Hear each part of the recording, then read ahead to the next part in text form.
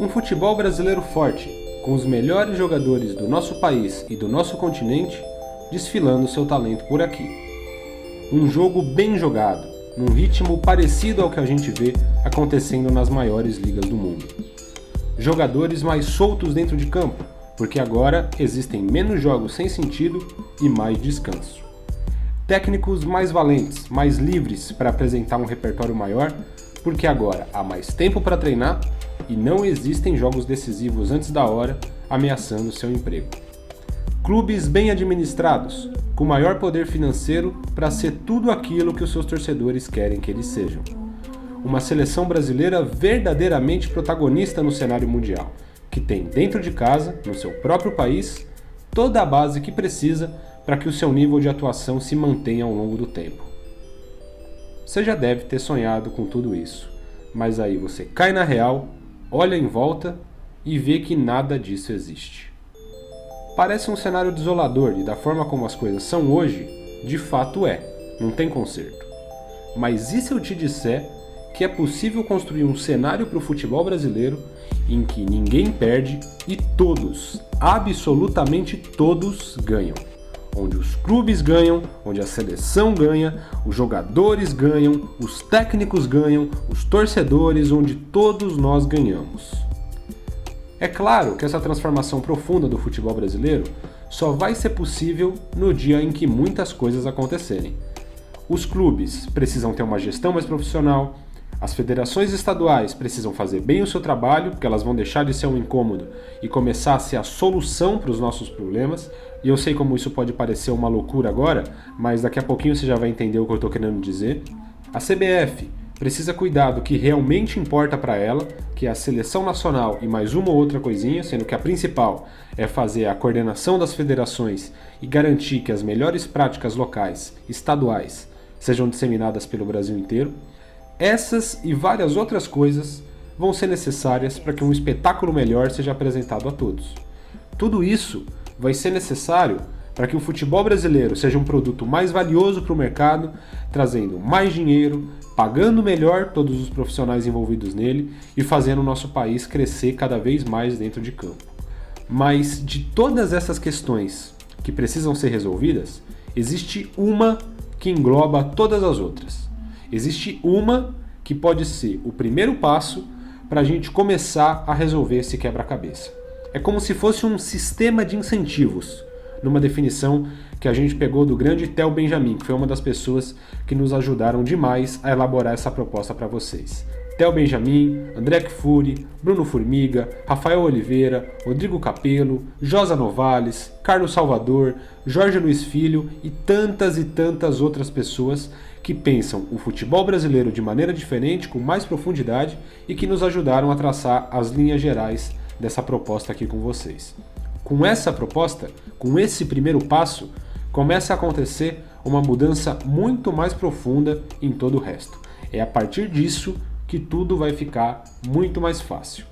E esse passo nada mais é do que o nosso calendário de competições.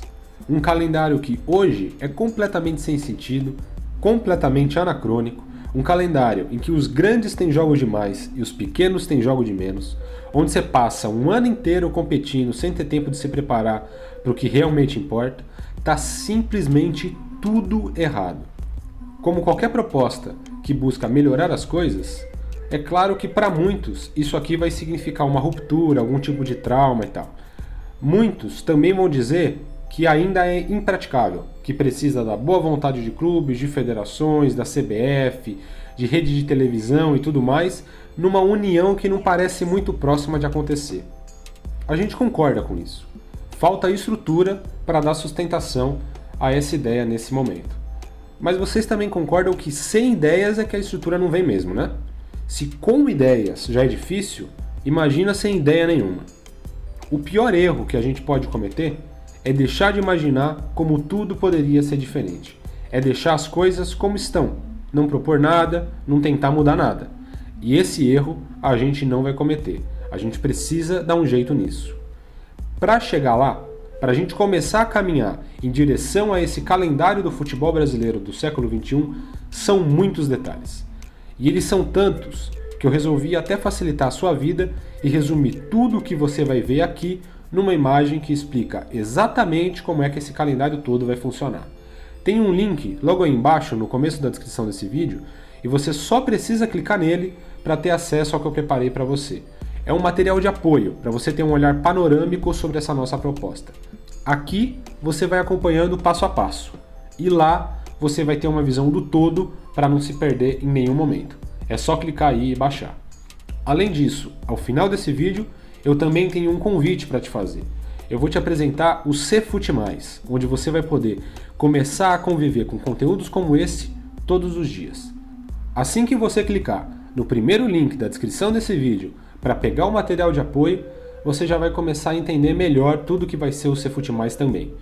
Mas antes de te falar mais sobre ele, espera só um pouquinho que eu preciso terminar o que eu comecei, que é essa nossa proposta do calendário. E que fique claro, tá? Que essa aqui não é uma proposta definitiva. Não é uma proposta que está escrita na pedra e que nunca vai poder mudar.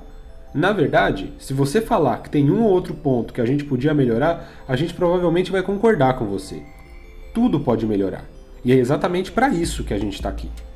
Com essa proposta, a gente só quer dar uma direção mais ou menos clara para o nosso debate daqui para frente. Isso aqui é um ponto de partida, não uma linha de chegada. Você está sendo convidado a dar as suas ideias e fazer isso melhorar ainda mais, para que a gente faça a nossa proposta chegar até o conhecimento de quem realmente manda no futebol brasileiro e assim as coisas comecem a melhorar. E para a gente conseguir melhorar as coisas nele, primeiro a gente precisa ter muita clareza sobre como é que a gente não vai conseguir fazer isso. Antes de te explicar o que essa proposta é, eu preciso te explicar o que essa proposta não é, e em duas partes. A primeira, essa proposta não é uma adequação pura e simples ao calendário europeu. Não é bater na mesa e dizer, agora a temporada começa em agosto e acaba em maio, fim dos problemas. Está muito longe de ser isso e, com todo respeito, a gente vai precisar ter muito pouca sensibilidade e entender muito pouco de calendário, de futebol e até de Brasil para sugerir um negócio desse. Para sugerir que alguém trabalhe no Natal e no Ano Novo para ficar de férias no meio do ano. Não vai acontecer. Não precisa acontecer.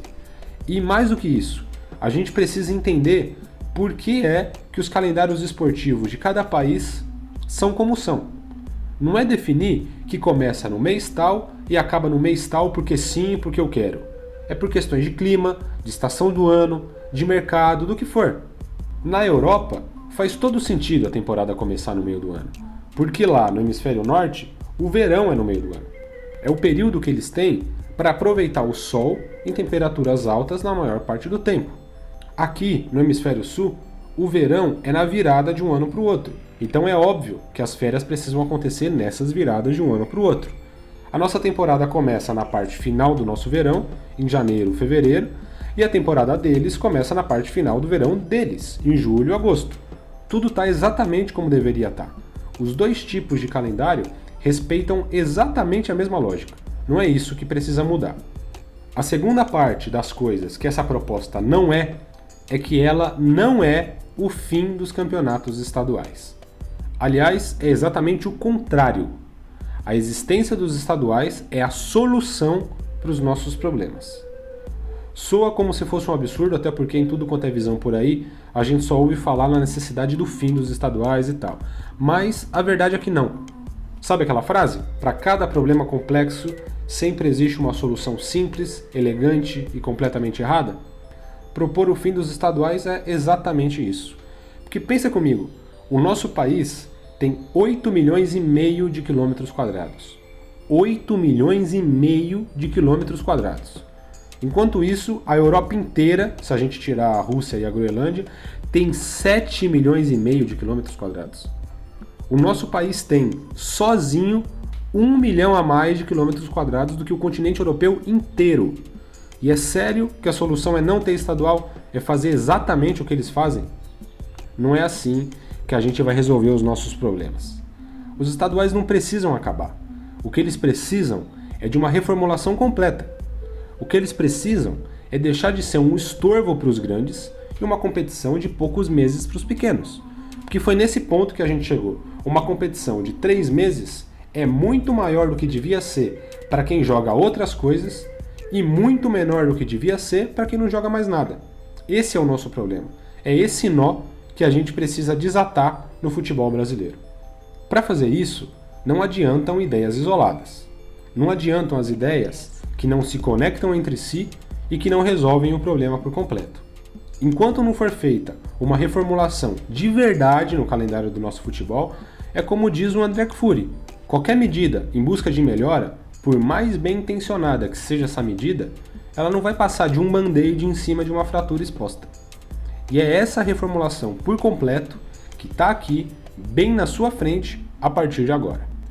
Ao mesmo tempo, eu sei que provavelmente você não está acostumado a tratar de questões tão estruturais assim sobre o futebol brasileiro no dia a dia, até porque você não trabalha com isso, não tem obrigação nenhuma de saber disso. Então, tranquilo, pode deixar que a gente vai fazer essas coisas ficarem mais fáceis para você.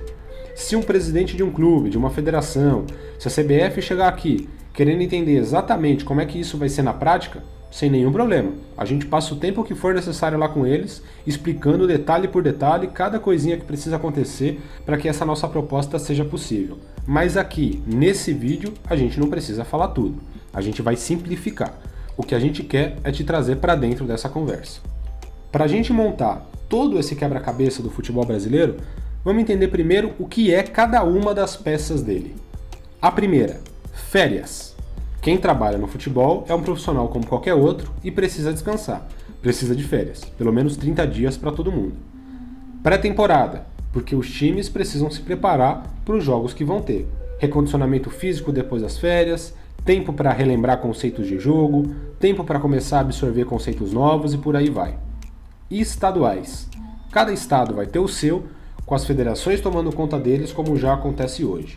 O que não vai ser como hoje, o mais importante de tudo, a preocupação das federações vai deixar de ser convencer os grandes de que eles também devem levar os estaduais a sério e vai começar a ser desenvolver um calendário durante a maior parte do ano para os times que não disputam grandes competições nacionais. Os que estão na Série A e na Série B do Campeonato Brasileiro só vão entrar na fase final desses estaduais, como se os estaduais fossem o equivalente ao que hoje é a Florida Cup, por exemplo, esses torneios de pré-temporada que são importantes, só que como um estágio final de uma preparação bem feita. O que um time de Série A e de Série B do Campeonato Brasileiro precisa ter no seu estadual é um aliado na sua preparação para os jogos nacionais e internacionais do ano todo. Um ou outro compromisso valendo alguma coisa, com torcida, que ajuda ele a entrar em ritmo de jogo e fim. E eu imagino que nesse momento acabou de se abrir um clarão aí na sua cabeça e você já entendeu a ideia quase que inteira. Mas se não, não se preocupa que eu já vou te explicar tudo isso com ainda mais detalhes. O próximo são os regionais. E acredite se quiser, mas além de não acabar com os estaduais, na nossa proposta também está a manutenção das copas regionais que já existem, como a Copa do Nordeste e a Copa Verde, e a recriação das que já existiram, mas que não existem mais, como é o caso do Torneio Rio-São Paulo e da Copa Sul-Minas. E essas copas regionais vão existir não para complicar a vida dos grandes, mas para ser algo extremamente atrativo e fortalecer os clubes de médio e pequeno porte que foram bem nos seus estaduais. E repito, ainda nesse vídeo você vai entender exatamente cada detalhe disso aqui. Próximo, Supercopa dos Campeões Regionais. Como se fosse um mundialito, um torneio nos moldes do Mundial de Clubes, mas que vai ser organizado aqui dentro do Brasil, num período bem curtinho de tempo, 7 ou 10 dias, cada ano em uma cidade diferente e exclusivamente para os times que foram longe nas suas copas regionais. Brasileirão, como você já conhece, séries A e B como ligas nacionais, com 20 clubes em cada uma, 38 rodadas, todos jogando contra todos, só que agora o ano todo. O principal torneio do calendário nacional precisa ser assim. Rodada sempre aos finais de semana de preferência, sempre respeitando as datas de outras copas e respeitando as datas FIFA. Mas é respeitando de verdade, não é essa proposta me engana que eu gosto que está valendo para esse ano, em que os times jogam um dia antes e um dia depois dessas datas FIFA. Assim como é hoje, a gente também vai ter outras duas divisões, a Série C e a Série D, só que reformuladas. Cada uma com a sua quantidade de equipes uma com 32 e a outra com 64, disputadas no mesmo período de tempo e as duas com uma característica ainda de transição do estadual, do regional, para o nacional. Vão ter a sua divisão nacional, mas ao mesmo tempo ainda vão ter um pezinho nas disputas estaduais e regionais, que ainda são muito importantes para os times dessas divisões. Copa do Brasil. E é Copa do Brasil mesmo, não é essa copinha que existe hoje, que só tem algumas dezenas de times, com os 90 e acabou. Só para você ter uma ideia, a Copa da Inglaterra conta com mais de 700 times. A Copa da França, e se segura aí na cadeira, tem mais de 7.000 times. A gente não precisa ter uma Copa do Brasil com 7.000 times, né? Mas por que não com mais de 500? Por que não com todos os clubes que existem no Brasil e que querem participar dela? Uma Copa que tenha várias fases preliminares, em que nas primeiras, os times bem pequenos, quase sem estrutura, jogam entre si. Depois, o que avançou de fase, pega um outro um pouco mais forte, e depois outro mais forte, e assim vai, até chegar um momento em que começam a entrar os times da Série D, depois os da C, depois os da B e por fim os da A. Por que a gente continua fazendo as coisas meia boca? Por que a gente não faz uma Copa do Brasil que realmente tem o Brasil inteiro dentro dela? É possível, a gente só precisa querer. Próximo, Supercopa do Brasil. Um jogo festivo onde os campeões nacionais, um da Liga, o Brasileirão, e outro da Copa, a Copa do Brasil, vão se enfrentar num jogo que é uma abertura oficial da temporada nacional, valendo uma taça e com transmissão para o Brasil inteiro. Ou seja, como você pode perceber, essa Supercopa do Brasil que está aí em 2020 é um corpo estranho no meio de um calendário que ainda não está preparado para ela. É uma belíssima ideia, é uma grande iniciativa, vai ser um jogo espetacular, mas vai ser muito melhor a partir do momento que a gente tiver um calendário nacional do início até o fim do ano para os times grandes do país. Dessa forma que existe hoje, a Supercopa do Brasil não passa de um compromisso a mais num calendário já inchado. Para que ela faça sentido, antes dela existir, todas as outras mudanças precisam acontecer. Por fim, você já sabe, Libertadores, como a maior competição de clubes do nosso continente, Sul-Americana, como a segunda maior, Recopa Sul-Americana, para os vencedores da Libertadores e da Copa Sul-Americana do ano anterior, e Mundial de Clubes para o vencedor da Libertadores daquele ano. Tudo isso com as datas de umas respeitando as das outras, sem nenhum risco dos times que chegam longe numa temporada serem punidos pelo seu sucesso, com excesso de jogos, e também, claro, como a gente já tinha falado, respeitando as datas FIFA de verdade. Se tem uma data FIFA na quinta-feira de uma semana até a terça-feira da outra, não vai ser como era antes, que tinha jogos todos os dias e que se vire quem teve jogador convocado, e também não vai ser essa falsa solução de hoje, que tem jogo um dia antes e um dia depois dos jogos da seleção. Como se um jogador convocado pudesse jogar nessas datas e como se não tivesse importância nenhuma a pausa para descanso e os períodos de treinamento para os times depois que a temporada já começou. Essas são as peças do nosso quebra-cabeça. Todas elas.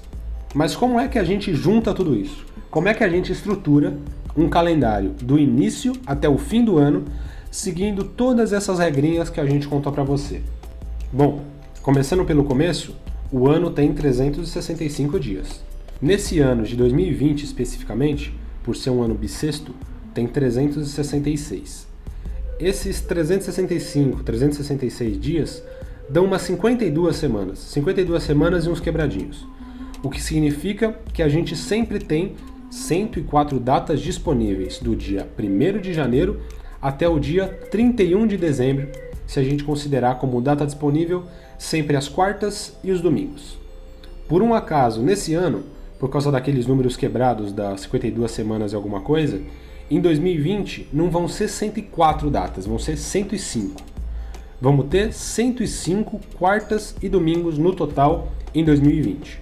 E obviamente, quando a gente fala de quarta como uma data disponível no calendário, você pode entender meio de semana, incluindo terça, quarta e quinta, e quando a gente fala domingo, você pode entender final de semana, o que inclui sexta, sábado, domingo e até segunda, certo? 105 datas. E é com esse número que a gente vai estruturar todo o nosso calendário.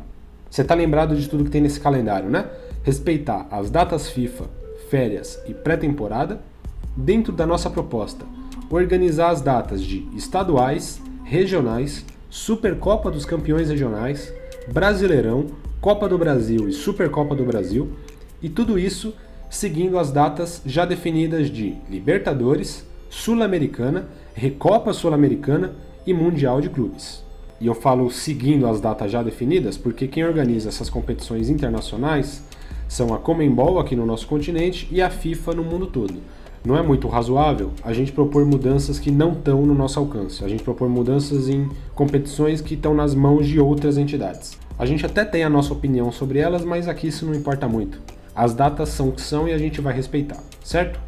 E agora, chega de teoria. Se você ainda não baixou o material de apoio que está no primeiro link da descrição desse vídeo aqui, faça isso agora, porque essa é a hora. É vendo ele que tudo vai ficar muito mais claro para você. Pode clicar aí e baixar. Na prática, então, o que vai ser a Série A? Vai ser exatamente o que qualquer clube da primeira divisão de um país sonha em ter todo dia. Vai ser a valorização máxima da Liga Nacional, de um campeonato de pontos corridos forte, competitivo, que dá a chance de todos os times fazerem a sua parte para melhorar a cada ano. Tem as férias de dezembro, tem uma pré-temporada em janeiro e tem como fase mais avançada dessa pré-temporada as fases finais do estadual. Fases finais em janeiro? Como assim? Em janeiro. Porque os estaduais estão rolando em janeiro só para os grandes, só para os times da Série A e da Série B do Brasileirão. Para os times da Série C e da Série D, começou um pouquinho antes. Para os times que não estão em divisão nenhuma, começou muito antes. Foi o ano anterior quase que inteiro.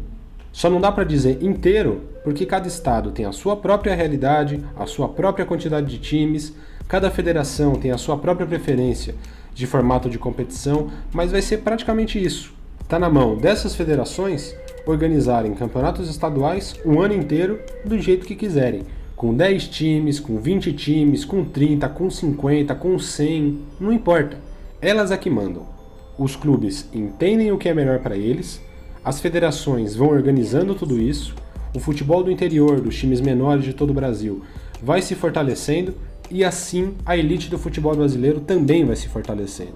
Até porque o tamanho da força da base da pirâmide é o que muitas vezes define até onde pode chegar a força do topo da pirâmide. Quanto mais fortes forem os de baixo, mais fortes vão ser os de cima. É isso que a gente precisa entender para começar a resolver os nossos problemas. Janeiro, então.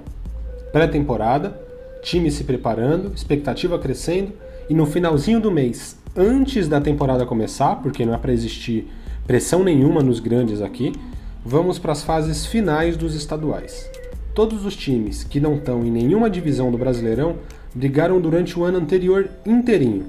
Em algum momento entraram os da Série C e os da Série D. E jogaram, e aí chegaram em novembro, em dezembro. Descanso para todo mundo, e em janeiro os melhores times de cada estadual começam a enfrentar os times desses estados que estão na Série A e na Série B do Brasileirão. Jogo único, na casa do grande, torcida dividida da maneira que os clubes combinarem ou da maneira que as autoridades de segurança permitirem e renda dividida. Sempre renda dividida. Os grandes têm um jogo bem legal para jogar, para começar a ganhar ritmo para a temporada. A torcida tem um jogo bem legal para assistir e os pequenos têm uma renda gigantesca entrando no seu caixa e dando uma ajuda enorme para que eles continuem crescendo. Os estados que têm muitos times de primeira divisão, de segunda divisão, como São Paulo, por exemplo, são 2 ou 3 jogos no máximo para um time de Série A. Quais são os times paulistas que estão na primeira divisão nacional? 5, pela ordem do último Brasileirão. Santos, Palmeiras, São Paulo, Corinthians e Red Bull Bragantino, que acabou de subir da Série B. Quais são os times paulistas que estão na segunda divisão nacional? 4, pela ordem da última, Botafogo de Ribeirão Preto, Ponte Preta, Guarani e Oeste. Esses são os times paulistas da Série A e da Série B do Brasileirão em 2020. Então, como é que vai ser a fase final do Campeonato Paulista de 2020? Muito fácil. Santos, Palmeiras, São Paulo e Corinthians já estão garantidos nas quartas de finais, esperando seus adversários. De onde vão surgir esses adversários? De uma fase anterior, onde estão lá Red Bull Bragantino, que está na Série A agora, mas que estava na Série B antes, Botafogo de Ribeirão Preto, Ponte Preta e Guarani. de onde vão surgir os adversários deles, de uma fase anterior, onde estão Oeste e todos os outros 7 melhores classificados da fase do Campeonato Paulista, que acabou em novembro e em dezembro do ano passado. Quem vencer nesses 4 jogos, pegam os times da Série B, que estão lá nas oitavas de finais esperando. Quem vencer nas oitavas, pega os times da Série A, que estão lá nas quartas de finais esperando. Quem vencer nas quartas vai para semis, os que vencem nas semis fazem a final, jogo único, deu a lógica ou não, deu alguma surpresa ou não, mas os times grandes já fecharam a sua pré-temporada para começar a jogar as competições nacionais e internacionais, e os times menores já tiveram a sua chance de surpreender, embolsar uma boa grana e encerrar o seu calendário estadual da melhor maneira possível. Num mundo ideal, onde não há Copa América praticamente todos os anos, atrapalhando o calendário dos times, e onde há um Brasileirão da Série A e da Série B do início até o fim do ano, aqui é o momento ideal para a realização de uma Supercopa do Brasil, pegando o campeão da Liga Nacional de um ano antes e o campeão da Copa Nacional de um ano antes, fazendo um grande jogo de abertura oficial da temporada. Esse é o mundo ideal. Obviamente não é o mundo que a gente tem hoje, então para encaixar essa Supercopa do Brasil hoje, você ia precisar improvisar e botar na última data de janeiro, ou então colocar ela em algum dos meios de semana de fevereiro, quando o Brasileirão já ia ter começado, aí não ia fazer nenhum sentido esse caráter de abertura oficial da temporada nacional. Enfim, ia ter que improvisar, mas na nossa proposta tem espaço. Depois dela, começa o Brasileirão. Sempre que possível, rodadas aos finais de semana, para deixar a maior parte possível das terças, quartas e quintas-feiras para jogos de Copa do Brasil, de Libertadores, de Sul-Americana, de Recopa ou até de descanso para quem não joga nada disso. É como é feito no mundo inteiro, e essa não é uma daquelas ideias que só servem para o mundo inteiro e não para a gente. Na temporada 2018-2019, por exemplo, o Liverpool, que foi campeão europeu, jogou 5 joguinhos da Premier League no meio da semana. Todo o resto foi dentro daquilo que a gente enquadra como final de semana, quer dizer, sexta, sábado, domingo ou segunda. Para pegar um outro exemplo, o Real Madrid, da temporada 2017-2018, que foi campeão europeu também, jogou o mesmo número de rodadas do Campeonato Espanhol no meio de semana, 5. E também é esse número que a gente vai ter por aqui. Fevereiro, Brasileirão aqui todo final de semana, segunda e terceira fase preliminar da Libertadores para quem disputa ela no meio de semana, primeira fase preliminar da Sul-Americana para quem disputa ela também no meio de semana e descanso para quem não disputa nenhuma das duas. Também nesse período acontecem os 2 jogos da Recopa Sul-Americana, até porque se teve algum time que foi campeão da Libertadores ou da Sul-Americana um ano antes, ele não está disputando essas fases preliminares no ano seguinte. Chega março, continuam as rodadas do Brasileirão no final de semana e começa a fase de grupos da Libertadores no meio dela. Tudo perfeito. No final do mês, de 26 a 31 de março, a primeira pausa para as datas FIFA. E como eu já te disse, a pausa é de verdade. Se o jogo é quinta-feira, dia 26, a última data em que vai ter algum jogo do futebol nacional vai ser na segunda-feira, dia 23. Se tem data FIFA na terça-feira, dia 31 de março, só vai voltar a ter jogo do futebol nacional na sexta-feira, dia 3 de abril. E assim sempre, respeitando a convocação que foi feita, o clube que teve seus jogadores convocados, o descanso de quem foi jogar pela seleção, além do descanso e da preparação de quem ficou no seu próprio clube. Em abril, mais jogos do Brasileirão nos finais de semana e lá na última data dele, o primeiro jogo de Brasileirão num meio de semana. Por que justamente ali? Porque é o respiro que a gente tem em relação às outras datas. No segundo meio de semana de abril, o primeiro que não é data FIFA, tem o 4º jogo da fase de grupos da Libertadores. No penúltimo meio de semana do mês, tem o 5º jogo da fase de grupo da Libertadores. E bem no meio do mês, bem encaixadinho ali, tem o top 64 da Copa do Brasil. O que é esse top 64? É o momento alto da Copa do Brasil para todos os times que já haviam jogando desde antes. Depois você vai começar a entender melhor, mas de momento o que você precisa saber é o seguinte: a Copa do Brasil de verdade, essa Copa do Brasil da nossa proposta, que não tem só 90 e poucos times, vai ter um monte de fases prévias, dependendo só da coordenação que for feita entre clubes, federações estaduais e CBF. Quando a Copa do Brasil chegar na sua fase nacional, que aqui a gente está chamando de primeira fase, Nela vão entrar todos os 64 times que vão disputar nesse ano a Série D, a 4ª divisão nacional. É a primeira fase. Depois vai ter a segunda fase, que é quando todos os vencedores desses jogos da primeira fase vão enfrentar os times que estão esperando nessa segunda, que são quem? Todos os 32 times da Série C, a 3ª divisão nacional. Quem vencer nessa segunda fase da Copa do Brasil vai para uma terceira, onde estão quem? Todos os 20 times da Série B, a 2ª divisão nacional. Quem vencer nessa terceira fase está automaticamente onde? No top 64. E é justamente nesse top 64 que entram todos os 20 times da Série A. Quem vencer no top 64 vai para o top 32, quem vencer no top 32 vai para as oitavas de finais, depois quartas, depois semis e depois final.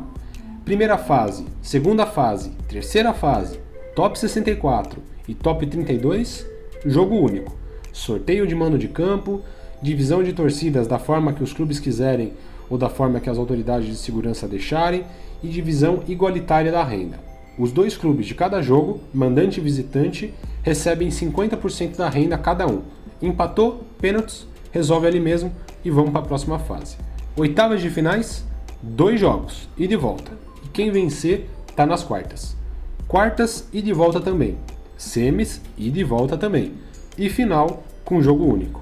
Daqui a pouco eu já vou te explicar como é que vai ser essa final direitinho, mas o que você precisa saber é que esse jogo tem que ser um grande acontecimento nacional, o maior acontecimento do final do ano no futebol brasileiro, e é isso que a final da Copa do Brasil vai ser nesse nosso calendário. Chegamos em maio e aí continuam as rodadas do Brasileirão, nos finais de semana e as Copas no meio de semana. Jogo 6 da fase de grupo da Libertadores, top 32 da Copa do Brasil, jogos de ida e volta da segunda fase da Sul-Americana e, óbvio, quem não joga nenhuma delas, descansa. Treina e descansa. Junho de 2020, um junho caótico. De novo, se for para levar em consideração essa aberração de Copa América em 2020, depois de ter Copa América em 2019, Copa América em 2016, Copa América em 2015, ia ter que ser feita mais ou menos a mesma coisa que já foi feita no ano passado. Respeita-se a pausa, mas só quando a Copa América já estiver rolando. Naquelas 2 ou 3 datas iniciais de junho, quando ainda é fase de preparação, um ou outro amistoso e tal, o Brasileirão continua. Por que é que a gente se sente confortável, mesmo com essa situação aqui de coincidência de datas e tudo mais? Por 3 motivos. O primeiro, você nem precisa levar muito em consideração, porque o nosso argumento é sempre foi assim. Ano passado foi assim, e em nenhum ano que o futebol brasileiro teve tantos jogos como tem atualmente, chegou a ser melhor do que isso. Mas não é para você levar em consideração esse argumento, porque a gente não está aqui para se apoiar no que vinha sendo feito, e sim para apresentar algo novo. Então, desconsidere esse primeiro. O segundo aqui, você se lembra de quantas datas para trás a gente já falou? Só jogam esse e esse outro time que está disputando não sei qual fase da Libertadores ou da Sul-Americana? Pois é, todos os outros times não vão estar jogando. Isso significa o quê? A possibilidade de remanejamento de datas. Muitas oportunidades para isso acontecer. Muitas, como nunca aconteceu antes. Um calendário inteligente é assim: ocupa as datas que precisa e deixa um monte em aberto para servir como margem de manobra para que as urgências do dia a dia se acomodem sem grandes problemas em outros momentos. Certo? E um terceiro motivo: esse ano aqui é o pior de todos. É o pior dos mundos, está completamente sufocado, é quase impraticável. São muitas datas FIFA, são muitos compromissos que não deveriam existir, é muita coisa que só atrapalha. E, olha só que maravilha, mesmo assim, dá certo. Mesmo com tudo isso, se a gente tiver um pouquinho de bom senso aqui e mais um pouquinho de bom senso ali, dá certo. Imagina então como é que vai ser a partir do ano em que essas aberrações não existirem mais. Vai ficar muito mais fácil. E é para isso que eu queria chamar a sua atenção. Junho, então, é um mês morto. Algumas rodadinhas ali no início se precisar e mais nada. Julho, quase a mesma coisa. Continuam as datas FIFA, fase final de Copa América e tal, e o futebol brasileiro só volta no meio de julho. A partir daí, Brasileirão, Brasileirão de novo, o jogo de ida das oitavas da Libertadores, o jogo de ida das oitavas da Sul-Americana, mais um Brasileirão e o jogo de volta das oitavas da Libertadores e da Sul-Americana. Agosto, Brasileirão sempre nos finais de semana. Nos 2 primeiros meios de semana, ida e volta das oitavas da Copa do Brasil. Lá em abril, a gente teve o Top 64, com a entrada dos times da Série A, e em maio a gente teve o Top 32, lembra? Agora, início de agosto, começam as oitavas, jogos de ida e volta. Nos 2 outros meios de semana, ida e volta tanto da Libertadores quanto da Sul-Americana. Setembro, pausa para a data FIFA, nada de jogo nessas datas. Depois, Brasileirão, primeiro jogo das quartas de finais da Copa do Brasil, mais Brasileirão, ida das semis da Libertadores e da Sul-Americana, mais um Brasileirão e a volta das semis da Libertadores e da Sul-Americana. Aqui tem um probleminha que a gente precisa resolver e que é até fácil de resolver. Se a gente pegar outubro também, tem Brasileirão, pausa para a data FIFA, Brasileirão, volta das quartas da Copa do Brasil, Brasileirão e a ida das semis da Copa do Brasil. Qual é o problema aqui? A distância do jogo de ida das quartas da Copa do Brasil, que é no meio de setembro, para o jogo de volta, que é do meio para o final de outubro. Mais de um mês de diferença. Seguindo os princípios de que o Brasileirão tem que ter o maior número de rodadas possíveis nos finais de semana, que a Copa do Brasil tem que acontecer nas terças, nas quartas ou nas quintas, e que as datas da Libertadores e da Sul-Americana não dá para mudar, porque quem organiza é a Conmebol, fica bem difícil fazer algo melhor do que isso. E não deveria ser assim, porque os jogos de ida e de volta de uma Copa, como é a Copa do Brasil, precisam ser mais próximos entre si. De qualquer forma, e veja como as soluções num calendário inteligente vão sempre aparecendo, dá para resolver isso. Dá para fazer, excepcionalmente, um jogo de mata-mata da Copa do Brasil em algum final de semana, remanejando um jogo do Brasileirão para o meio de outra, ou então, e essa proposta é a que mais agrada a gente, tentando convencer a Conmebol a remanejar um pouquinho essas 2 datas, para que fique melhor para todo mundo. Se trouxer esses 2 jogos dela para uma semana antes, a ida da Copa do Brasil acontece não no meio, mas na última data de setembro, e a distância fica só de 3 semaninhas. Tudo muito melhor. Mas fazendo isso ou não, sempre tem uma solução. Internamente, só remanejando as datas do nosso próprio calendário já ia dar para fazer isso. Em novembro, o fim de praticamente tudo.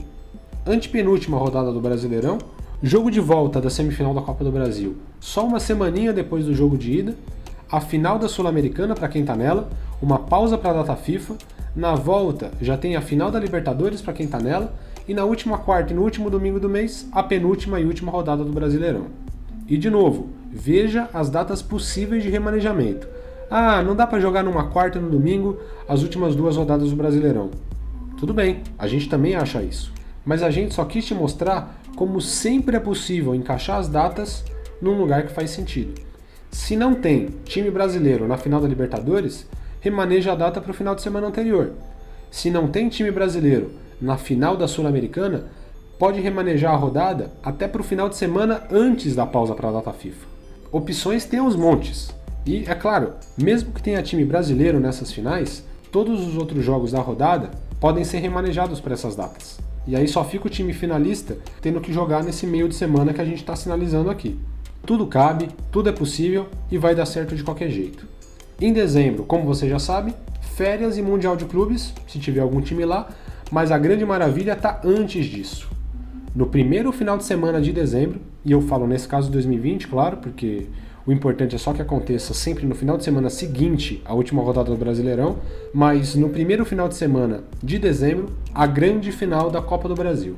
Assim como acontece em todos os países mais relevantes do mundo, como é na Inglaterra, como é na Espanha, por aí vai. O único jogo do dia. Todos os times já entraram de férias e os finalistas da Copa do Brasil só esticaram mais uma semaninha para fazer essa grande decisão. Domingo, jogo único, sede escolhida com enorme antecedência para não beneficiar premeditadamente nenhum dos times, renda dividida e tal, e a grande decisão da Copa do Brasil.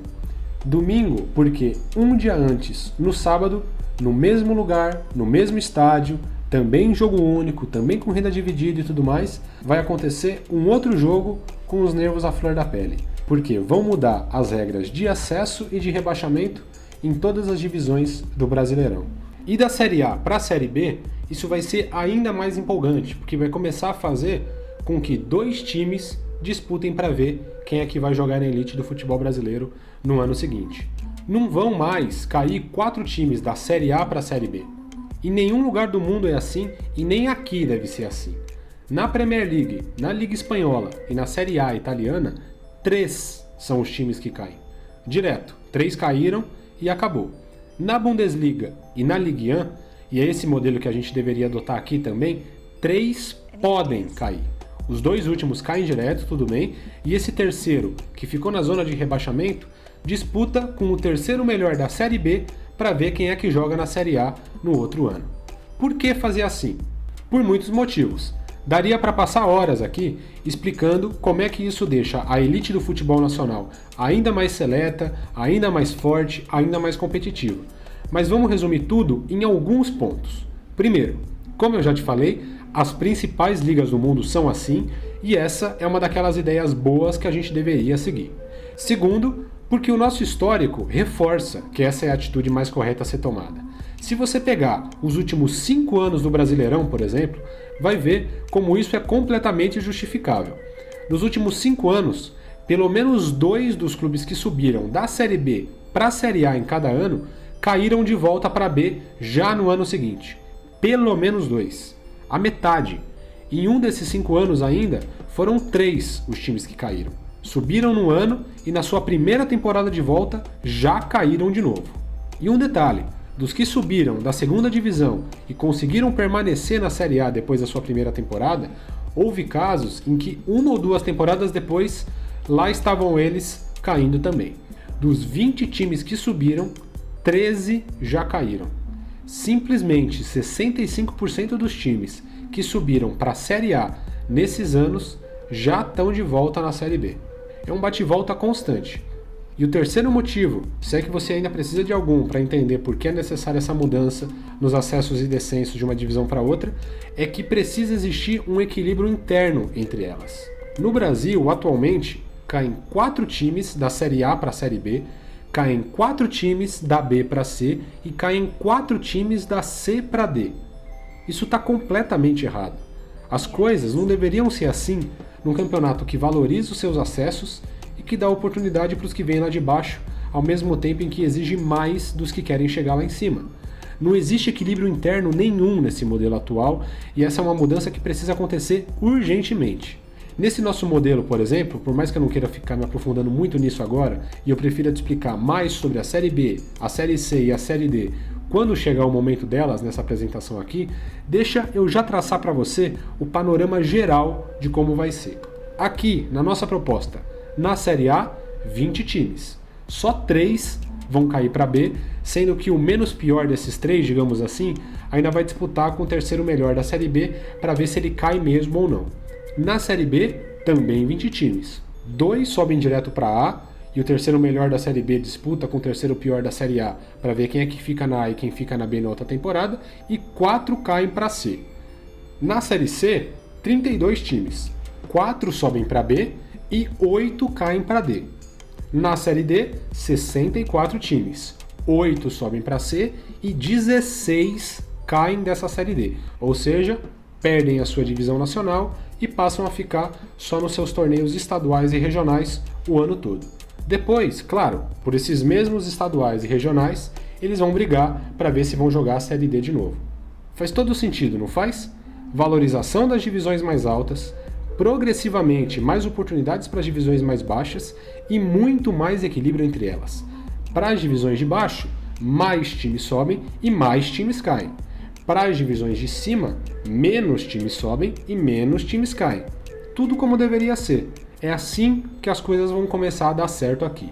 E voltando ao que eu estava falando antes, nesse caso do terceiro pior da Série A e do terceiro melhor da Série B, acontece um jogo único, um dia antes da final da Copa do Brasil, para decidir quem leva a melhor. Todas as atenções vão estar voltadas para esse jogo, que também é o único jogo do dia, no sábado, e ainda aproveita a onda da final da Copa do Brasil no domingo para ter tudo a favor dele também. Movimentação na cidade, equipes de televisão para transmitir o jogo, empolgação dos apaixonados por futebol no país inteiro e por aí vai. Depois de tudo isso, as coisas voltam ao seu início. Férias para todo mundo, pré-temporada em janeiro, no finalzinho de janeiro, a fase final dos estaduais para os times que estão nas divisões maiores, em fevereiro começa o calendário nacional e tudo mais.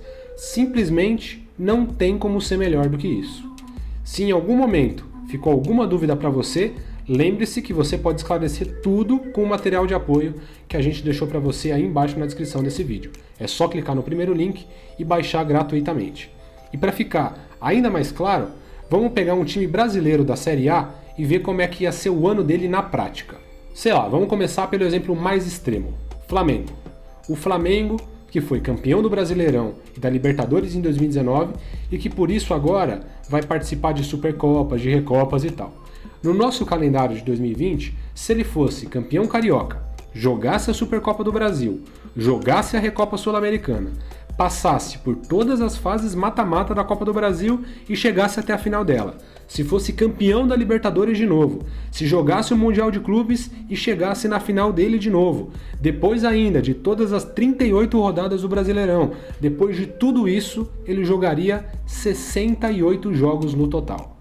68 jogos. Você sabe o que é isso? São 6 jogos a menos do que os 74 que ele fez em 2019, e olha que ele fez esses 74 jogos mesmo sem disputar essas coisas todas que ele vai ter agora em 2020. Em 2019 não teve Supercopa do Brasil, não teve Recopa Sul-Americana, na Copa do Brasil ele foi eliminado nas quartas, não chegou até a final, então mesmo sem jogar um monte de coisa que ele vai jogar nesse ano, mesmo assim ele fez 6 jogos a mais do que ele faria numa temporada impecável nesse nosso modelo aqui. Impecável mesmo, hein? Porque lembra, ele precisa ganhar tudo, ser campeão sempre, ele não pode deixar de jogar uma finalzinha sequer. Ele tem que jogar o estadual e ir até a final, tem que jogar a Supercopa do Brasil, porque ganhou o Brasileirão um ano antes, jogar os 2 jogos da Recopa, porque ganhou a Libertadores do ano anterior, passar pela fase de grupo da Libertadores desse ano, chegar até a final da Libertadores, ganhar a Libertadores de novo, e aí ter o direito de jogar o Mundial de novo, chegar até a final do Mundial de novo, e aí antes disso, ainda ter passado por todas as fases mata-mata da Copa do Brasil, além das 38 rodadas do Brasileirão. Se ele passar por tudo isso, se ele tiver todo esse sucesso mais uma vez, iam ser 68 jogos no ano. E abrindo um rápido parênteses aqui, existe um caso em que é possível um time brasileiro jogar 69 jogos no ano, um a mais do que esses 68 imaginados para o Flamengo, que seria entrando ainda na primeira fase preliminar da Libertadores, ganhando a Libertadores, chegando até a final do Mundial de Clubes, chegando nas finais de tudo que disputar e por aí vai. Mas é uma combinação tão improvável de acontecer que nem vale a pena a gente levar em consideração aqui. E, de qualquer forma, tudo bem, você quer contar, beleza. Mesmo assim, 69 jogos. 5 a menos do que o Flamengo jogou em 2019. E quer uma comparação ainda pior para isso? Em 2017, o Grêmio, também campeão da Libertadores, sabe quantos jogos? 79. 74 do Flamengo já era um absurdo, mas e os 79 do Grêmio? Esses absurdos são extremamente comuns por aqui. Agora, se você quiser imaginar um exemplo um pouco mais realista, vamos lá. Não um time que ganhou tudo, que foi perfeito e tal, mas um time que só foi bem em praticamente tudo, é mais normal de acontecer. Um time que foi finalista do seu estadual, que jogou o Brasileirão lá com as suas 38 rodadas, que chegou até a semifinal da Copa do Brasil, que se classificou para a fase de grupo da Libertadores e conseguiu chegar até as quartas dela, mais realista, né? Mais normal. Então olha aí, 59 jogos. 40 é o mínimo que um time brasileiro de Série A vai jogar, sendo 38 do Brasileirão, mais uma da Copa do Brasil, se ele for eliminado assim que entrar, mais um da fase final do estadual, se ele for eliminado assim que entrar, e tudo isso sem não disputar mais absolutamente nada. 40 jogos. 68, ou se você quiser aquele caso extremo, 69, é o máximo que um time brasileiro vai jogar. Se ele for bem em tudo, chegar à final de tudo. E 59 numa temporada normal, onde o time pode até ir bem em tudo, mas mesmo assim não vai se matar de jogar. 68 jogos como máximo, ainda parece ruim por ser jogo demais? É, mas eu já te dei aqueles 2 exemplos. Flamengo de 2019, 74 jogos. Grêmio de 2017, 79 jogos. É muito a mais do que os 68 que a gente está dando aqui como máximo. 59 jogos para um time com uma campanha média quase boa, não diz muita coisa para você? Pois compare aí. O Real Madrid, que venceu a Champions na temporada 2017-2018, fez 60 jogos. O Liverpool, que venceu a Champions na temporada 2018-2019, fez 53 jogos. E aqueles 40 e poucos jogos para os times da Série A que foram eliminados na primeira fase de tudo que disputaram? Parece muito pouco jogo para você? De novo, compara aí. O Atlético Bilbao, espanhol, que joga na mesma liga do Real Madrid, na temporada passada fez 42 jogos. O Leicester, que nesse ano está lá no topo da Premier League, atrás do Liverpool e brigando por uma vaga na Champions, na temporada passada fez 43 jogos. Você está entendendo, né? Os 68 jogos como máximo são muito menos do que o normal por aqui. Os 59 jogos imaginados numa temporada meio que dentro dos padrões de qualquer clube está completamente dentro do que acontece nos principais países do mundo.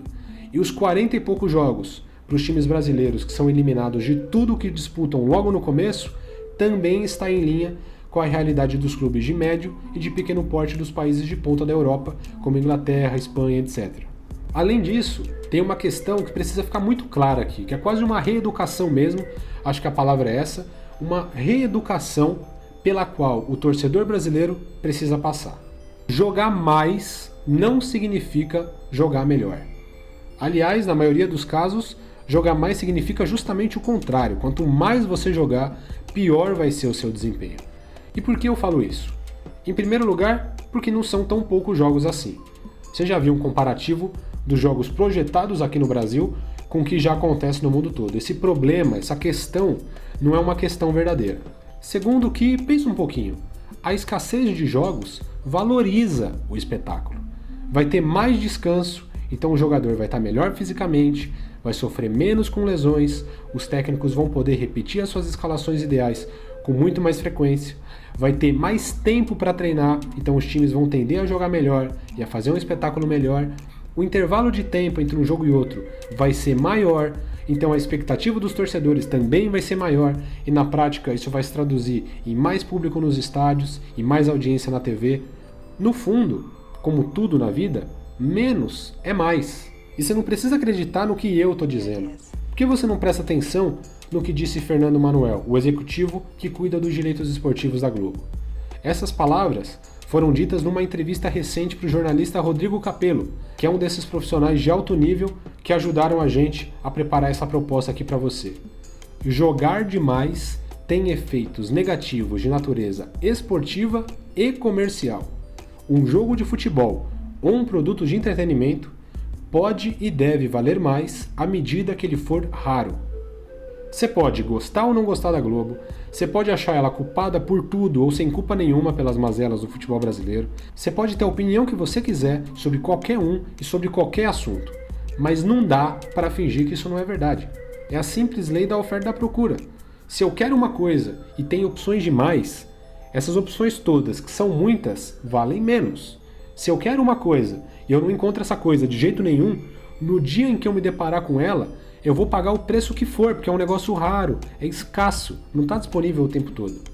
Com menos partidas, o jogo é valorizado, o jogador é valorizado, o torcedor é valorizado, o futebol como um todo é valorizado. É isso o que a gente precisa entender. Saindo da Série A e chegando na Série B, a primeira coisa que você precisa saber é que a Série B está na mesma esfera que a Série A. É a antessala da elite do futebol nacional e é por isso que a sua maior preocupação ainda é o Brasileirão e as outras competições maiores. O calendário dos times da Série B é praticamente igual ao dos times da Série A. Férias em dezembro, pré-temporada em janeiro, no finalzinho de janeiro as fases finais do estadual e já no início de fevereiro tudo começa para valer. Rodadas da Série B, de preferência aos finais de semana, e se tiver Supercopa do Brasil para alguém no meio de semana, tudo bem. Em março, a mesma coisa. Pausa para a data FIFA no finalzinho do mês, e no segundo meio de semana, a terceira fase da Copa do Brasil. Lembra de como é essa Copa do Brasil, né? Times da Série D entram na primeira fase, times da Série C entram na segunda, e os times da Série B estão entrando aqui nessa terceira. Em abril, tudo o que você já tinha visto antes. Série B, sempre que possível, aos finais de semana, top 64 da Copa do Brasil, com os times da Série A entrando, em maio, mais Série B, no meio de maio, o top 32 da Copa do Brasil, e em junho, mesmo que dificilmente tenha algum jogador da Série B na seleção, quando a Copa América estiver rolando, a parada também vai ser total. E com uma coisa ainda melhor do que na Série A. Não vai precisar ter jogo nem nas 3 datas anteriores ao início da Copa América, quando a seleção ainda vai estar só se preparando e jogando um ou outro amistoso. Se quiserem, os times da Série B vão poder parar já no último dia de maio. Primeira metade de julho, toda ocupada com o final da Copa América. No meio, voltam as rodadas da Série B. Em agosto tem mais Série B e a ida e volta das oitavas da Copa do Brasil. Em setembro, data FIFA, mais Série B e ida das quartas de finais da Copa do Brasil. Em outubro, Série B, data FIFA, volta das quartas de finais da Copa do Brasil e ida das semis. Em novembro, a reta final da Série B, a volta das semis da Copa do Brasil e uma última data FIFA. Pronto? Férias para todo mundo, o terceiro melhor da Série B estica uma semaninha para jogar o seu acesso ou não contra o terceiro pior da Série A e, se por acaso algum time da Série B chegou na final da Copa do Brasil, no mesmo final de semana ainda tem essa final. Na improvável hipótese de que o mesmo time esteja envolvido nos 2 jogos, sendo finalista da Copa do Brasil e caindo da Série A ou sendo um time que está tentando subir da Série B, existe uma data livre no meio de semana para que esses 2 jogos aconteçam sem nenhum problema. Acabou, férias, pré-temporada, fase final do estadual e um 2021 muito mais fácil para todos. Para fazer a mesma coisa que a gente já fez na Série A, vamos pegar um time da Série B para que você veja como é que vai ser a temporada na prática. O Vitória, por exemplo, que estava na B e continuou nela, nesse ano de 2020 faria no máximo 52 jogos. Isso se ele jogar 3 jogos na fase final do seu estadual, porque como só tem ele e o Bahia, ele pode ficar garantido já nas semifinais, fazendo só 2 jogos pelo Campeonato Baiano. Isso também, se ele for longe na Copa do Brasil, jogar as 38 rodadas de sempre da Série B e ficar em terceiro para ir para aquele jogo decisivo de acesso para a Série A. 52 jogos no total. Se ele jogar menos no estadual, por exemplo, 2 jogos, se ele for eliminado logo no seu primeiro jogo da Copa do Brasil, e se ele não disputar esse jogo extra de acesso, vão ser 41 jogos. De novo, o mesmo número de jogos dos times da Série A que não chegam longe nas competições e que, por sua vez, já era bem parecido ao número de jogos dos times médios da Europa, que também não chegavam longe nos seus torneios, como o Leicester na Inglaterra e o Athletic Bilbao na Espanha na temporada passada. Nesse momento, chega ao fim o que vai ser a esfera nacional do nosso futebol, que tem nela times da Série A e da Série B, pontos corridos do início ao fim do ano, todos contra todos, respeito às datas FIFA, espaço mais apertado para dar conta de todas as Copas de dentro e de fora do Brasil e os estaduais encaixados já em janeiro numa reta final de pré-temporada. E se você está se perguntando se a gente esqueceu da Copa do Nordeste, por exemplo, é claro que não. Eu só preciso te explicar melhor os detalhes dela e dos outros regionais, porque os times da Série A e da Série B vão jogar só os últimos jogos do seu estadual e depois mais nada do que esteja apenas nessa esfera local. Os únicos times que vão continuar jogando torneios regionais vão ser os da Série C, os da Série D e os que não têm uma divisão nacional. Lembra quais são os 4 regionais? Copa do Nordeste, óbvio, que tem times dos estados do Nordeste. Copa Verde, assim como é hoje, com região Norte, Centro-Oeste e mais o Espírito Santo. Torneio Rio-São Paulo, também óbvio, para os paulistas e os cariocas. E a Copa Sul-Minas, para os times de Minas Gerais, Paraná, Santa Catarina e Rio Grande do Sul. Quem joga com seus times principais? Os times da Série C, da Série D e os sem divisão nacional, que estão jogando só os estaduais. Times da Série A e da Série B, se quiserem, também podem jogar, mas aí jogam com seu time de transição, seu sub-23, sub-20, o que for, aqueles que antigamente eram chamados aspirantes. E é claro que aqui podem começar a aparecer uns receios maiores do que o normal, e a gente até concorda com eles. A Copa do Nordeste, por exemplo, é muito bem vista por quem a joga atualmente. O Fortaleza, o Bahia, o Ceará, o CSA, o Sport e vários outros são todos times da Série A ou da Série B e que certamente iam gostar de continuar jogando a Copa do Nordeste. É uma competição que está rolando e que, digamos assim, deu certo economicamente. É uma competição que vingou. É um cenário bem diferente da Copa Verde, que só tenta se sustentar, e do Rio-São Paulo das Sul-Minas, que nem existem mais. Então, que fique claro, tem uma infinidade de questões nessa proposta aqui que estão abertas, que podem e até devem ser melhoradas com o passar do tempo. Mas não seria nem um pouco inteligente da nossa parte pensar num novo modelo de calendário para o futebol brasileiro como um todo, desconsiderando a realidade que predomina no país todo. Esse carinho todo que existe com a Copa do Nordeste hoje é com ela e só. por qualquer ângulo em que a gente possa imaginar, uma Série A durante o ano todo ou uma Série B durante o ano todo é sempre o melhor cenário para qualquer clube do futebol brasileiro. Foi com isso na cabeça que a gente desenvolveu essa proposta e foi essa convicção que motivou a gente a apresentar essa proposta inicial desse jeito. Com o passar do tempo, muitas novas ideias vão surgir, muitos outros conteúdos sobre o calendário vão ser publicados e a gente sempre vai poder repensar essas coisas que podem ter menos consenso entre todos, certo? Da forma como foi desenhada aqui então, todas as Copas regionais vão acontecer no primeiro semestre de cada ano, que vai ter todas as suas datas reservadas para isso. Sempre lembrando, se você perder um pouco o fio da meada em algum momento e precisa começar a ter uma visão do todo para entender esse calendário, tem aí no primeiro link da descrição um material de apoio para você baixar gratuitamente. Pode clicar aí agora e já seguir aqui comigo. As fases de grupos desses regionais, então, começam na segunda metade de fevereiro, com os 48 times se dividindo em 8 grupos de 6, com todos jogando contra todos em ida e volta. Vão ser 10 jogos para cada um nessa fase de grupos, que acaba no meio de abril.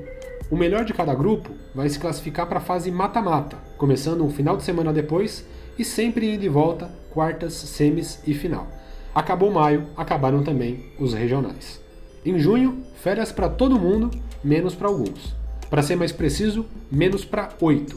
Os campeões e os vice-campeões de cada um dos 4 regionais. Os finalistas da Copa do Nordeste, os finalistas da Copa Verde, os do Torneio Rio-São Paulo e os da Copa Suminas. Para eles, a gente preparou uma super competição, um campeonato único, como nenhum deles jogou até hoje. Uma semana depois das finais dos regionais, todos esses finalistas se encontram para jogar a Supercopa dos Campeões Regionais. Um torneio nos mesmos moldes do Mundial de Clubes, só que aqui no Brasil, com todos os jogos acontecendo no mesmo lugar e com a sede sendo cada ano num lugar diferente do nosso país. Nas quartas de finais, um jogo só. Os campeões de um regional pegam os vices de algum outro. Quem passar vai para as semis e depois para as finais, tudo também em jogo único. Uma sede só e toda uma mobilização na cidade, um acontecimento de relevância até para quem não torce para esses times, porque acontece num momento em que muitas vezes nem os grandes vão estar jogando, já que pode ser ano de Copa América, de Copa do Mundo e tal. E agora que você já entendeu como vão funcionar as séries A e B do Brasileirão, agora que você já entendeu como e por que esses times não vão estar disputando muita coisa nos seus estados e na sua região, vamos começar a falar de quem vai. Vamos falar sobre como vai ser o calendário dos times da Série C e da Série D, que estão quase lá, que já começaram a sentir o gostinho de um calendário nacional, mas que ainda tem na sua agenda estadual e regional uma parte muito importante do seu ano, como a gente acabou de ver na apresentação da Copa do Nordeste, da Copa Verde, do Torneio Rio-São Paulo, da Copa Suminas e da Supercopa dos Campeões Regionais. Para esses times da Série C e da Série D, o Campeonato Nacional não vai durar o ano todo. E não vai durar o ano todo só por uma preocupação nossa com a realidade financeira desses clubes. Porque eles precisam se fortalecer antes de começar a disputar uma grande liga nacional no país inteiro, sem limite de viagem, de locomoção, de distância entre os locais de um jogo e de outro. Esses clubes ainda não estão prontos para ter um calendário nacional como tem os times da Série A e os times da Série B. É claro que, uma vez que essa proposta de calendário for implementada, todas as condições para que os clubes menores cresçam vão estar dadas. Crescer, se estruturar, ter mais poder financeiro é simplesmente uma consequência de tudo que vai estar acontecendo com eles. Só que, até lá, a gente não deve apelar para soluções fáceis que não vão resolver de verdade os problemas dos menores. Antes de todas as divisões do futebol brasileiro serem uma liga que dura o ano inteiro, com todos jogando contra todos, sem preocupação com distância e os custos que isso traz, antes disso, os clubes da Série C e D precisam de um período de proteção para não serem obrigados a conviver com um problema ainda maior do que eles já tinham antes. Nesse período de proteção, os campeonatos nacionais da Série C e D têm que ter alguma característica regional para serem viáveis economicamente. Já começa a dar um calendário nacional para eles, ao mesmo tempo em que não deixa ninguém desamparado e tendo que bancar tudo isso. Jogam as suas divisões nacionais com um caráter mais regionalizado e nos espaços que sobram do ano, jogam também os seus próprios estaduais e os seus próprios torneios regionais. E, abrindo um outro rápido parênteses aqui, A gente já sabe o que algumas pessoas podem estar pensando nesse momento. Vai ter gente que vai ouvir essas ideias todas para os times menores e tudo o que eles vão pensar vai ser algo do tipo: por que tem que ficar criando competição para esses times aí? Nunca ganharam nada, nunca chegaram em lugar nenhum e agora vão ter tudo isso preparado para eles? E tá bom, as pessoas têm o direito de pensar como quiserem, mas só deixa eu te lembrar de uma coisinha aqui. Para cada jogador que ganha 1 milhão por mês, existem milhares que não ganham nem R$ 1.000 e nem por ano. Ganham pouco e às vezes nem chegam a receber o salário direito. Para cada jogador ganhando 1 milhão, existem milhares de filhos, de pais de família, de trabalhadores do futebol que estão nesses times, para quem alguns não dão a mínima, e estão tendo que sustentar a sua casa jogando, quando muito, 2 meses por ano. Com uma remuneração muito abaixo do que deveria e sem perspectiva nenhuma de mudança. Então não vamos esquecer disso não, por favor. Os outros podem se esquecer, mas a gente não esquece. Continuando então, vamos para a Série C. Atualmente são 20 clubes e nós vamos fazer esse número subir para 32. 32 clubes divididos em 4 grupos de 8 times. Os jogos começam no meio de julho e vão até a parte final de setembro. Com ida e volta, dá 14 jogos no total para cada um. Os 2 últimos de cada grupo, um total de 8, caem direto para a Série D. Do terceiro até o sexto estão todos garantidos na Série C da próxima temporada e os 2 primeiros avançam para a segunda fase. Nessa segunda fase, 2 novos grupos, agora com 4 times cada um. Para quem chegou nessa segunda fase, mais 6 jogos na conta. Os 2 melhores times de cada grupo avançam para as semifinais e estão garantidos na Série B do ano que vem. Semifinais, jogos de ida e volta, na final também e fim do seu calendário nacional. Lembrando que, desde o fim da fase de grupos da Série C, todos já estavam participando dos seus respectivos estaduais. Os estaduais não começaram ali, só começaram ali para esses times da Série C e também para os da Série D, que eu vou te explicar daqui a pouco como vai ser. Mas o que eu preciso pontuar aqui agora é isso. No final de setembro, quando acabam as fases de grupos, tanto da Série C quanto da Série D, vai estar começando a segunda fase dos estaduais com os times dessas divisões. Antes disso, a primeira fase dos estaduais está acontecendo sem eles. E desde quando essa primeira fase está acontecendo sem eles? Quando ela começou? Depende. Isso vai estar nas mãos de cada federação estadual, que vai entender a sua própria realidade, conversar com seus clubes para definir qual é a melhor fórmula de disputa para todo esse período até setembro e que vai ter como única responsabilidade fazer essa primeira fase acabar no momento em que ela precisa acabar, no momento em que os times da Série C e da Série D estão prontos para entrar. Quem foi eliminado já na fase de grupos da Série C e da Série D nacional está com o calendário todo livre. Quem avançou para a fase seguinte na Série C e na Série D continua tendo seu calendário comprometido aos finais de semana. De qualquer forma, para todos eles, os meios de semana, as terças, as quartas e as quintas, continuam disponíveis. E são nesses dias que as segundas fases de todos os estaduais precisam acontecer. A gente não quer interferir em nada nas federações, mas tem uma regrinha a ser seguida. Para cada time, não menos do que 5 jogos e não muito mais do que 10. Seguindo essa regrinha básica, tudo acaba exatamente quando precisa acabar, que é no final de novembro, no início de dezembro, e assim os jogadores estão liberados para suas férias. Daí até o comecinho de janeiro, um bom descanso e algum período de preparação para que, seguindo os critérios de cada federação, os melhores times de cada estadual tenham a chance de jogar contra os maiores times do seu estado no final de janeiro, como a gente já viu muito bem lá atrás. Para os estados que têm esses times nas divisões mais altas do futebol brasileiro, é exatamente aquilo que a gente já explicou. Para os que não têm, sei lá, Amapá, Acre, Pará, Amazonas, de novo, cada federação decide o que quer fazer. Acabou o estadual lá em dezembro mesmo? Tudo bem. Quer montar uma fase final para valer com esses melhores até novembro, dezembro, jogando entre si em janeiro? Também tudo bem. Aqui vai ter espaço para tudo, de acordo com o que for visto como a melhor opção por cada federação e por todos os seus clubes. Depois, com base no resultado dos estaduais, todo aquele calendário regional que a gente já te explicou. Vem as Copas regionais, para os melhores de cada uma vem a Supercopa dos Campeões regionais e assim vamos. Porque agora existe um modelo realmente bem pensado e qualquer equipe, de qualquer cidade, de qualquer estado, independentemente da sua força, vai ter pela frente um calendário anual que dá para ela a chance de se planejar e de entrar num processo de fortalecimento permanente. Os anos vão começar a vir, um atrás do outro, como uma nova oportunidade de crescimento, de ficar mais forte, e não como mais um motivo para se desesperar. Não vão mais ser momentos cheios de dúvida para saber se vai ser possível continuar sobrevivendo ou não. Na prática, vamos ver como é que ia ser o número máximo de jogos de um time da Série C nesse novo modelo? 66 jogos. E deixando claro que esse número enorme de jogos, 66, seria num cenário quase impossível de acontecer, que seria o Santa Cruz chegando na final de rigorosamente tudo o que disputar. Série C, estadual, regional, Supercopa dos Campeões regionais e Copa do Brasil. Vamos combinar que isso é bem improvável para qualquer um.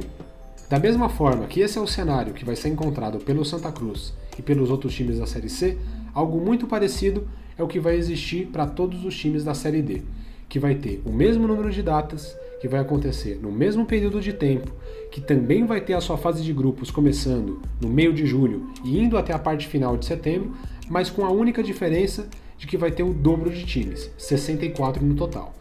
Esses 64 times vão se dividir em 8 grupos de 8, assim como na Série C, ida e volta, que dá um total de 14 jogos para cada um. Os dois últimos de cada um dos 8 grupos, um total de 16 times, perdem o seu lugar na Série D. Do terceiro até o sexto estão todos garantidos na Série D da próxima temporada, ninguém é rebaixado, e os dois primeiros avançam para a segunda fase. Nessa segunda fase, 4 novos grupos, agora com 4 times em cada um. Para quem chegou nessa segunda fase, mais 6 jogos na conta. Os 2 melhores times de cada grupo estão garantidos na Série C do ano que vem. O segundo comemora e vai para casa. Já o primeiro, além de comemorar o acesso, também avança para as semifinais. Jogos de ida e volta e na final também. Assim como aconteceu na Série C, ao final da primeira fase da Série D, todos os 64 times dela já estavam entrando na segunda fase dos seus respectivos estaduais. Se ele for bem, tem férias, uma rápida preparação no início do ano e ainda em janeiro a fase final dos estaduais, com os grandes já participando também. Depois, regionais, Supercopa dos Campeões regionais e tudo o que você já sabe. Na prática, um time que disputa a Série D vai ter praticamente o mesmo número de jogos que o Santa Cruz que está na C. Vamos pegar o Joinville, por exemplo. Como número máximo, ele vai ter 68 jogos. E eu não sei se você percebeu, mas os números máximos de jogos estão sendo respeitados em rigorosamente todas as divisões. Na Série A, na Série B, na Série C e na Série D, não vai haver nenhum time jogando mais do que 68 jogos numa temporada, por mais bem sucedido que ele seja. Ao mesmo tempo, se algum time for um desastre em tudo que disputar, esse número mínimo nunca vai ser menor do que 40. Os da Série A e da Série B, eles vão conseguir isso só com suas competições regulares, que levam em conta fase final do estadual, Brasileirão, Copa do Brasil e o que mais disputar. Já os da Série C e os da Série D vão conseguir isso com o seu estadual, o seu regional, a Copa do Brasil e a sua divisão nacional. Se eles forem eliminados logo de cara em tudo que disputarem, sempre vale lembrar que eles vão poder aproveitar o calendário dos times sem divisão nacional e embarcar nessa com eles. Vão poder entrar nos seus estaduais mais cedo, vão poder participar de competições paralelas que as federações estaduais vão ser estimuladas a criar e por aí vai. Em São Paulo, a Copa Paulista, a Copa da Federação Paulista de Futebol ou o que for. Em Minas Gerais, a Copa Mineira, a Copa da Pampulha, e o mesmo vale para todos os outros estados, para todas as outras micro-regiões do Brasil. Cada lugar pode organizar as suas próprias competições paralelas e assim dar calendário para todos os seus clubes, levando em consideração a sua própria realidade financeira. E de todas essas primeiras fases de estaduais estendidas, de todas essas competições paralelas que vão acabar surgindo, é daí que vão sair os 16 times que vão ocupar os seus lugares na Série D do ano que vem. Você lembra que 16 times caíram? Que os 16 piores da Série D perderam o seu lugar na divisão nacional? Pois são os melhores times de cada estadual que vão disputar um lugar nela. Mas a gente tem um problema. No nosso país, nós temos 27 federações e na Série D só existem 16 vagas. Como é que a gente fecha essa conta? Pelo ranking de federações da CBF. A CBF tem um ranking atualizado anualmente que organiza as 27 federações do país com base na força dos seus times no cenário nacional. O ano de 2019, por exemplo, fechou assim. Como é que a gente vai distribuir, então, essas 16 vagas de uma maneira justa entre todas essas federações? Primeiro, as melhores precisam ter vaga garantida. E não podem ser muito mais do que 8, porque senão faltam oportunidades para as federações menores. Depois, a gente precisa definir quais são as outras 8 vagas. E sobraram 19 federações, então a gente tem mais um problema para resolver. E para resolver esse novo problema é muito fácil. Vai acontecer uma espécie de seletiva. Dessas 19 federações, as 13 primeiras têm o seu lugarzinho na disputa garantido. As 6 últimas vão ter um confronto de ida e volta entre si para brigar pelas outras 3 vagas, e aí sim a gente vai ter os 16 times para disputar essa tal seletiva. Os confrontos são definidos com base em critérios de proximidade e fica com a vaga quem vencer cada um dos 8 jogos. Esses 8 vencedores se juntam aos outros 8 que já estavam garantidos e assim nós temos os 16 novos participantes da Série D. Você viu o que aconteceu? A gente preparou um calendário extremamente inteligente, com todos os detalhes que ele poderia ter, que alivia os grandes e que fortalece os menores, sem deixar nenhum time desamparado, nem mesmo os times que não têm divisão nacional. A gente teve o máximo de respeito por todas as datas, mesmo aquelas que complicam a nossa vida. E a gente fez tudo isso no pior ano possível, com mais uma Copa América no meio, tirada da cartola de alguém, sei lá por qual motivo. Agora, que já está tudo explicadinho, é tão óbvio que chega a ser incompreensível que as coisas não sejam assim já hoje, né? E se tudo isso coube em 2020, num calendário tão inchado, tão cheio de absurdos, imagina como é que vai ser a partir de 2021. É por isso também que esse modelo de calendário é tão bom, tão esclarecedor e tão definitivo. No pior ano possível, deu tudo certo. No pior ano possível, tudo se encaixou perfeitamente e uma realidade completamente diferente da que a gente tem hoje já podia estar sendo vivida por nós. E o que a gente quer aqui é a sua ajuda para que o futebol brasileiro pare de perder tempo. Que o quanto antes a gente possa ter tudo isso funcionando. Que o quanto antes a gente consiga fazer com que a vida dos nossos clubes seja muito mais fácil e com que o nosso futebol seja muito mais forte. É isso que a gente quer ter em 2021, em 2022, em 2023, e mesmo se quem comanda o nosso futebol continuar não querendo fazer nada, continuar sem mexer um dedo para fazer com que as coisas melhorem de verdade, a gente vai se juntar e até lá bater na porta deles para mostrar que as coisas podiam ser diferentes, para mostrar que as coisas podiam sim ser muito melhores do que são. E se para você algum detalhe acabou escapando, lembre-se que clicando no link que está aí embaixo na descrição, você vai ter acesso ao mapa completo desse calendário, com tudo muito bem organizadinho para você, é só clicar e baixar. Além disso, nesse mesmo link, você também vai começar a conhecer o que é o Cefute Mais, um projeto que a gente desenvolveu ao longo dos últimos anos e que agora está chegando para você. Lá dentro dele só vão existir conteúdos como esse aqui, um atrás do outro, com esse mesmo grau de profundidade, com essa mesma riqueza de detalhes, com esse mesmo cuidado na preparação, para que você bata o olho e já entenda exatamente do que se trata. E não só sobre essas questões mais estruturais, mas também questões de jogo, de história do futebol e muito, mas muito mais. Quem estiver lá dentro do Cefute Mais vai se acostumar a ver coisas assim e você não faz ideia de como vai começar a ser a sua vida quando você se tornar uma dessas pessoas. De como você vai se sentir a partir do momento em que você começar a acompanhar o futebol assim, com toda essa visão, com todo esse repertório que só conhece quem está lá dentro. A gente está fazendo do Cefute Mais um verdadeiro paraíso futebolístico para você. É só clicar aí no link da descrição para começar a descobrir tudo que a gente preparou, você não vai se arrepender. Muito obrigado por nos acompanhar até aqui e saiba que esse é só o pontapé inicial de um debate que vai durar esse ano todo e que também vai continuar acontecendo nos próximos. Então fique à vontade para deixar a sua opinião nos comentários aí embaixo. Um grande abraço e eu te vejo lá dentro do Cefute Mais.